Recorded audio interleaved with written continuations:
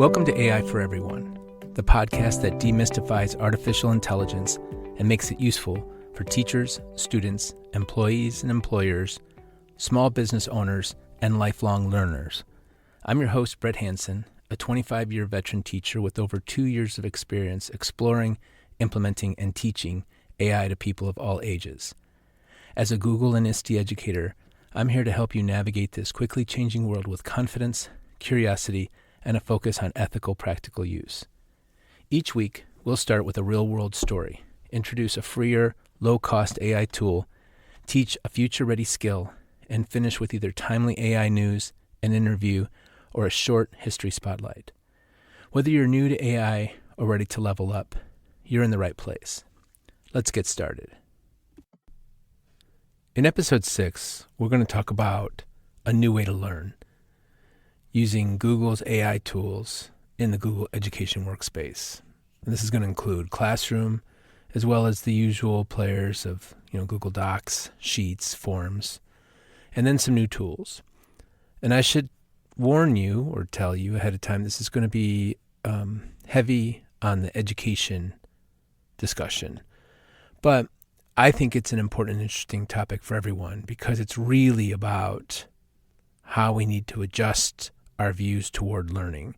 So anyone that has any connection to students in schools or the workers that are coming out of schools to go into our economy really needs to think about how we teach people to learn. So according to the EdTech magazine, over 150 million people globally use the Google learning tools for education. Between 30 and 50 million of them are students in the United States in public schools at more than half of the U.S. school districts. More than 65,000 districts are using the Google LMS system. So all of this leads us toward what I think is the most important adjustment in teaching. The AI revolution has been the most disruptive force since I've been a teacher, with the exception of maybe the internet, but I think this is going to be even bigger if we embrace it. But the goal is really that education holy grail, personalized learning. We have been dreaming, imagining, trying to create personalized learning for every student for decades. And that has happened for students with IEPs, but not for the vast, vast majority of students. Well, now, with these AI tools, it can happen. Generative AI allows educators, teachers, administrators, districts to support every student's needs. And this is how we're going to help students take control of their own learning.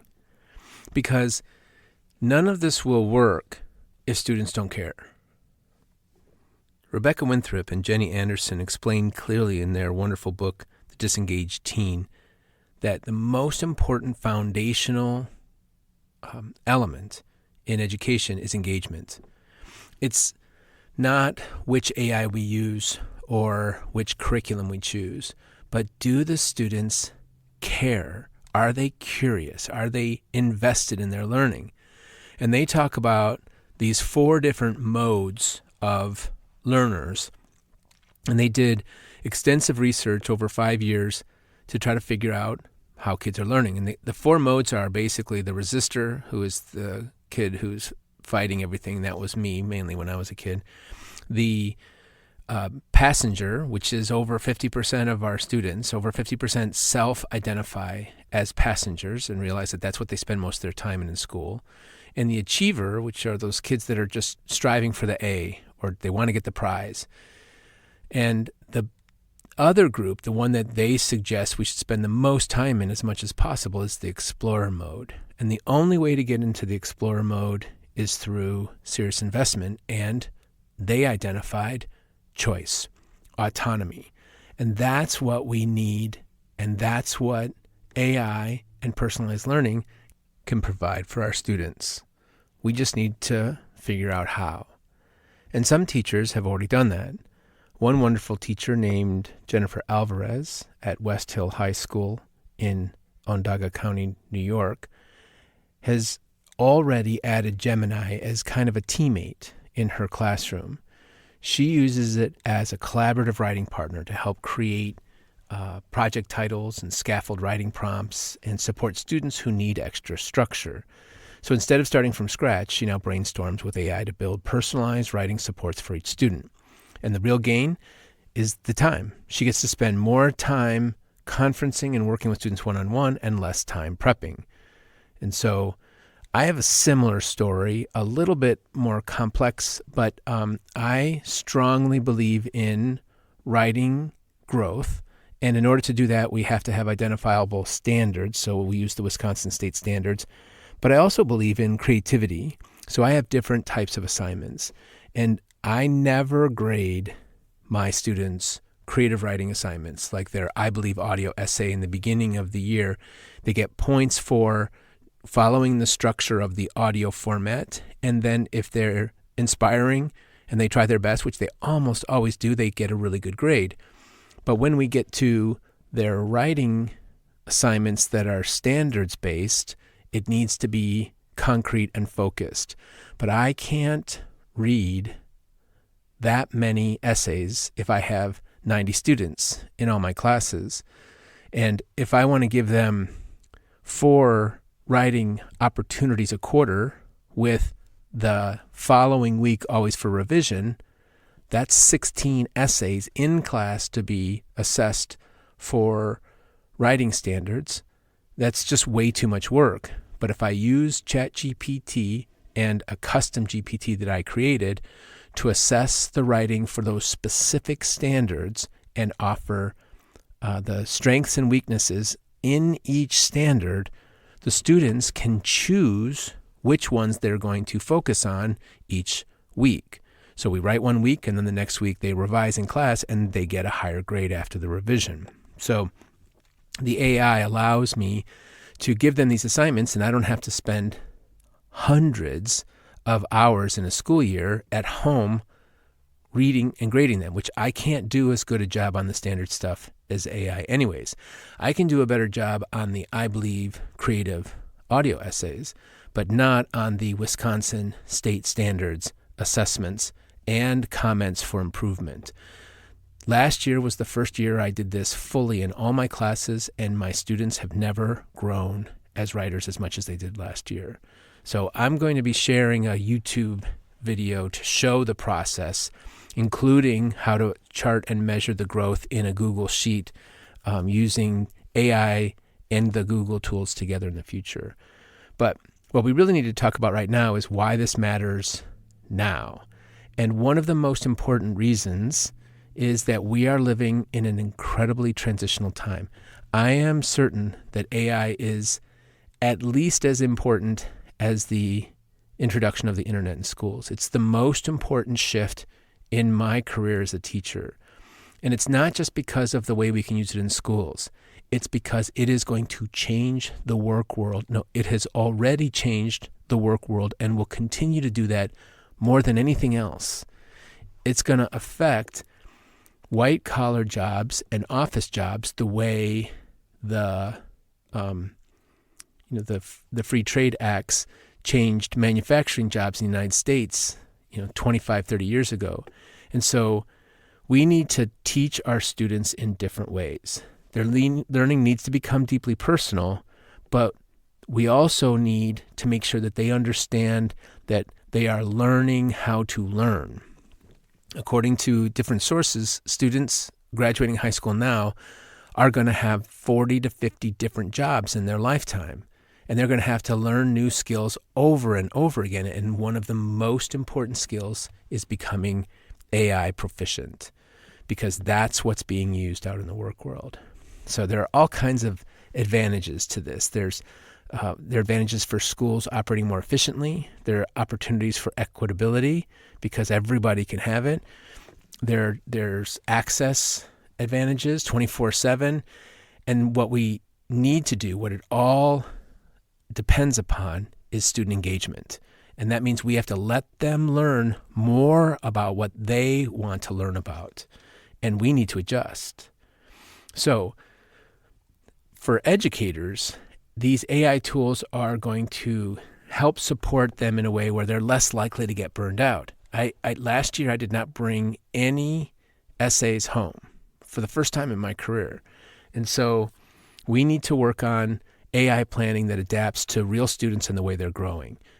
And now Albuquerque teachers have done this. Albuquerque is one of the major districts that has implemented the Google AI tools into their full district. And they use Gemini to create differentiated lesson plans, to customize skill levels for different students, to adjust IEPs, and then also to adjust reading abilities depending on the student. And they can do this quickly and efficiently. One teacher said that what used to take him 4 hours on a Sunday afternoon every Sunday, now he can do it in 20 minutes on a weekday. He can do it at work. Chicago Public Schools use GEMS. They create their own GEMS to evaluate curriculum using internal rubrics. The teachers upload a scope and sequence, and Gemini checks for alignment, equity, and engagement. And we at our school are starting this process in kind of a little pilot with educator effectiveness and curriculum frameworks. So we're playing around with and using custom GPTs to try to streamline the process and make it easier. Now, the other thing that we can do with these tools is to build more resources for teachers and students, and we can do it quicker. So Google Vids helps teachers generate storyboards, scripts, and stock visuals from simple prompts. So a student who's struggling with a concept in physics and the teacher finds out that he likes skateboarding, they could quickly create a visual or a short video that would show one of the concepts in relation to skateboarding. These tools are ideal for flipped lessons or students who need multimodal input to see things a different way. Gemini in Classroom can now generate quizzes, vocabulary lists, and example-rich explanations with the click of a button. And so for me, that means next year I won't have to ask the school to pay for vocabulary.com. I can be even more specific. I liked vocabulary.com. It was a good program, but this is going to be better and free. So NotebookLM in teachers' hands is an extraordinary tool. We can use NotebookLM to align assignments to state standards, to summarize student reflections, and dig deeper into the gaps in their understanding, all within the notebooks they upload. And inside the Google Education Workspace, we can do this while maintaining their privacy rights because Google is very careful about protecting these things. Now, that same district, Albuquerque, their teachers won $100,000 in grants, and they used Gemini to write those grants. It was much more efficient and effective, and they got money that they could use for their district. Google also offers AI professional development, including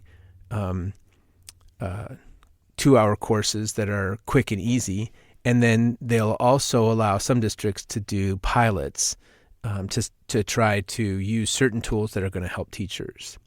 So this efficiency, these extraordinary tools are helpful for teachers, but it comes back once again to that personalization and student autonomy. Even if it wasn't more efficient or effective for teachers, as long as it wasn't worse, I still think it would be worth it because this personalization is critical. So Gemini will allow students, with the guidance of their teachers, to set their own learning goals if we're willing to adapt. And then it can generate study plans that would match. Now, I personally think that a certain amount of student time should be spent on things that they have choice on, and then there are things that we just have to do. So, for example, if in my junior classes, they have to get ready for the ACT, but I need to be flexible and let students do it at different paces and different topics. Now, AI will allow them to get support exactly where they need it. In any topic, they can get step-by-step explanations, they can ask for vocabulary clarification, and they can get feedback on their writing, even if the teacher's working with someone else.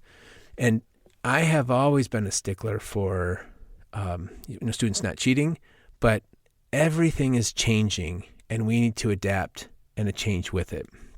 So when it comes to writing stuff now, I personally think that if I want real feedback or an honest, true assessment of students' writing skills, I need to have them write in class, because it's really unrealistic and perhaps even a little unfair for me to expect them to go home and not use these incredibly powerful tools when I will go home and use these incredibly powerful tools. And everybody who has accepted AI is using these incredibly powerful tools to improve their efficiency and productivity, and then also the quality. So it's important that we are open to the idea that it's going to happen and we need to make adjustments. Now, a lot of people will say, well, they're not going to be allowed to in college. Some colleges are already allowing them, like San Diego State University allows students to use NotebookLM and Gemini to break down readings, to organize research, and to quiz themselves. They are embracing AI. More and more colleges are doing this because students think it's really unfair that they're not allowed to use the same tools that professors are using. And so if professors don't adapt, students will go to a different college and they'll take their money with them. So we need to think about the changes that are happening in society. And school districts like Miami-Dade have already done that. Their students use Gemini for real-time help, especially when teachers are busy in larger classrooms and areas where you can't get the teacher to you at every moment. You can use AI. And I personally think that students need to learn how to learn in the way that they're going to work and learn moving forward. If they're really going to have 50 different jobs in their career, they're going to be asking AI for an enormous amount of help. And they need to learn how to do that effectively, efficiently, and ethically. And these are things they have to practice in school. So in the Ottawa Christian School District, students with IEPs or language needs use personalized gems for tailored content and prompts. They actually use an AI Gemini gem, which is like a chatbot, like a tutor. So this leads to more AI-powered individual learning plans. And as we get better and better at it, we can do it for all of them. With Gemini Advanced, which does cost a little more, teachers can create gems customized to a student's profile, their IEP data, if they have it, or their past assignments and their current goals. And since they're part of the Google education system, they'll be set up such to protect their privacy. This becomes a personalized AI tutor where the teacher doesn't have to actually do the logistical parts. And it's designed around that specific student's needs. Students interact with that tutor to generate daily practice, get reminders, nudges toward areas needing improvement, and even build metacognitive habits like reflection and goal setting. And they don't have to wait for other students who are doing things at a different level, whether they're ahead or behind or above or below. Everybody can just keep growing as long as we work on that engagement piece. So this will grow students' agency. They will become more embedded in their learning process. They will embrace it more. Not every single one, perhaps, but more. And so this is really the biggest change, that students are learning to learn.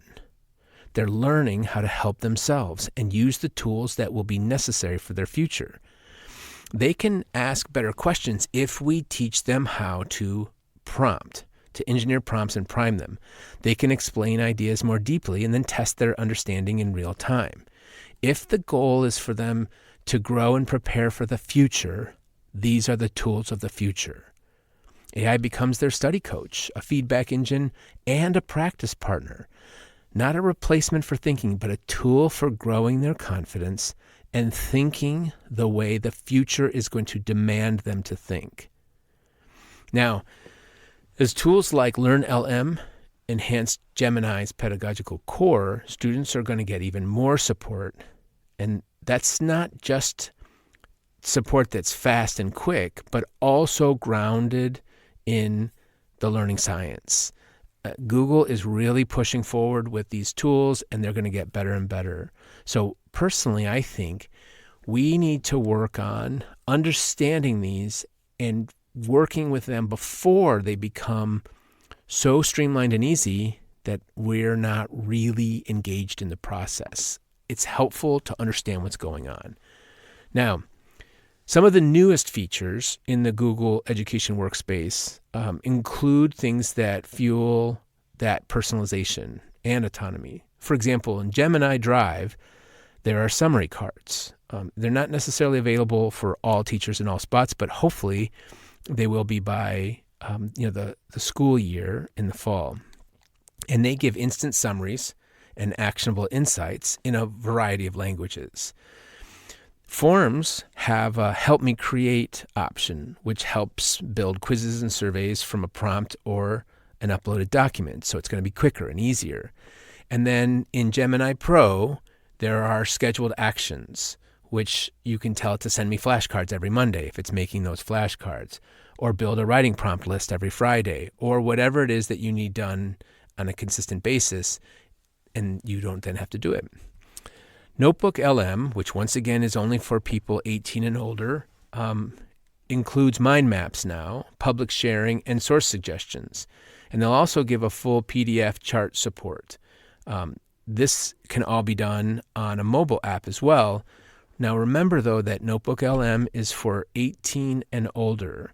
And I ran into different sources that said that a school district could make the decision about that. And some of them were from Google, which surprised me. My personal advice or opinion is that if they have a policy that it's only for people 18 and older, until they change that policy, maintain that expectation, that policy. That's just my better safe than sorry view. So these new tools in Google's Education Workspace aren't just cool features. They're allowing students to manage their own learning environments and workflows and becoming their lessons for the future. Now, while they're getting so much better at learning how to learn, we need to pay close attention to safety and ethics. We will have more time to focus on this and to teach these lessons.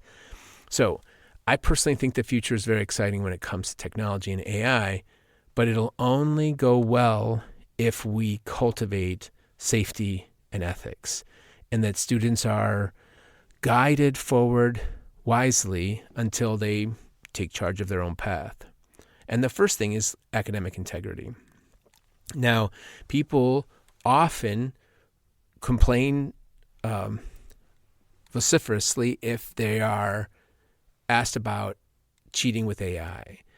I have been a teacher for 25 years, and I was a student for many years before that, and people have been cheating throughout my entire life. I cheated when I was a student. My students have regularly cheated, and all different levels. Students that you would say, yep, that doesn't surprise me, and ones that you wouldn't think. It is just what happens, and I'm not saying it's good, but AI is not going to make people cheat more. It just makes it a little bit easier. So we have to consider what's going on in society and adjust. Like I said before, if I really want to know their writing skills, I'm going to give them a writing sample in class. And so I think that academic integrity needs to be taught, and it needs to be adjusted and shifted according to the world that we're living in. Because there's something wrong with, and they know this, saying don't go home and use AI when we're going to go home and use AI. So it's important that we tackle this issue with a plan. And then as far as bias and accuracy goes, the AI programs are getting so good. The hallucinations are way down. Bias is a real issue that's going to have to be dealt with, I assume, for the rest of my life, because we are biased. Humans are biased. I teach my students in AP seminar that all sources are biased, but it's just a question of how much and in what way. And so we have to talk about and identify and try to push for change when it comes to bias. I think that one of the bigger issues is going to be the relationships that some people start to form with AI. We have to be careful and teach our students that this is a machine. It is a robot. For me personally, I want a clear line between technology and humanity. And I know that it's getting blurred. It's one of the things I'm uncomfortable with AI, but I know we're going to live in an AI world, and we have to learn how to do it wisely. but I would be more concerned with those relationships. And fortunately, Google is going to stay on top of that, and schools are going to be able to set the parameters of many of these AI models. So privacy and compliance is something that is really, really important. But if you go with the Google Education Suite, especially if your school is using Google as your LMS, they've already built in the privacy issues. If you're already using a Google LMS, then you're going to end up with the same levels, for the most part, of privacy for all the tools that are within the Google Education system. And I think they do a good job. They don't have any ads. There's no resale of student data. The only way student data or any of the school data is used for any kind of training is if the school district allows it and signs off on it. And I doubt that'll happen in many places. Districts retain full control of all of the information, and all of Google's products comply with COPPA and FERPA and the GDPR and the Student Privacy Pledge. And so these things are already set up. And then the Chrome operating system is very strong in regards to security. Google claimed that there have been 0 ransomware attacks reported on the Chrome OS. And I did a quick research. I couldn't find any examples of other ransomware attacks on Chrome OS. So that's a good sign. Now, there's going to be training and governance that's necessary. If anybody wants any examples, you can check out Miami-Dade. They have a wonderful example of an AI advisory group and a district-wide AI policy. Google offers, as I said before, an AI literacy course. It takes between an hour and 2 hours, and it's really helpful in understanding how they work. And then some districts are building acceptable use guidelines with student input, which I think is a great idea. Now, the key to all of this, as I will reiterate over and over on this podcast, is you've got to use it. All of the podcasts I listen to that talk about the importance of AI and the skills and tools say the same thing. Daily, or at least a couple times a week, you've got to use it. You've got to practice it. You've got to adjust. You've got to be okay with sometimes struggling through things. So if teachers right now could create some summary cards and take a look at how that works in Google Drive. If they have access to them, they could make a custom gem, just a simple one, or try to schedule some actions to automate support. If you're an absolute beginner, just start playing around with Gemini itself and ask it questions. Students could use Gemini to build a personalized chess plan or a personalized volleyball schedule or something that they're truly interested in. It doesn't have to do with schoolwork.